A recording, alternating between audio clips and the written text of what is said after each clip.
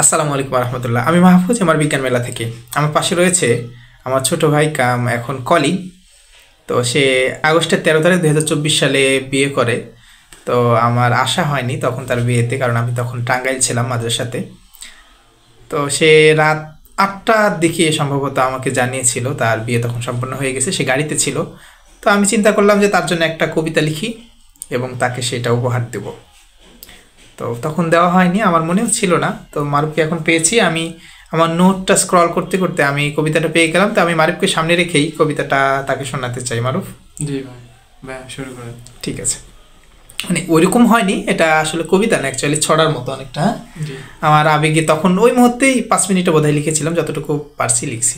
তো আমি সেটা শোনাতে চাই এখন। হ্যাঁ, জি মেঘনা নদীর পাড়ে বসে ভাবে মারুফ ভায়া, মনটা ভালো নয়তো কালো, আছে মুখে মায়া। মন জমিনে ঘর বেঁধেছে নতুন দিনের সাজ, কি হয়েছে বলতে গেলে লজ্জাবতীর গাছ। একলা বসে আপন মনে ভাবে নিরালাই, তুমি এলে মন আঙিনায় চাঁদের রং ছড়ায়। তোমায় দেব জ্যোৎস্না রাতে মিষ্টি ভালোবাসা, তোমায় নিয়ে ওই নিড়েতে বাঁধব সুখের বাসা। তোমায় দেখে রক্ত গোলাপ ফোটে ঘরের কোণে, দেখা পেলে সাদা গোলাপ হাসে নির্জনে। তো এতটুকুই তোমার জন্য। আমি আসলে সম্পন্ন করতে পারিনি, তোমার উপর জন্য এই কবিতাটুকু আমি উপহার হিসাবে রাখলাম।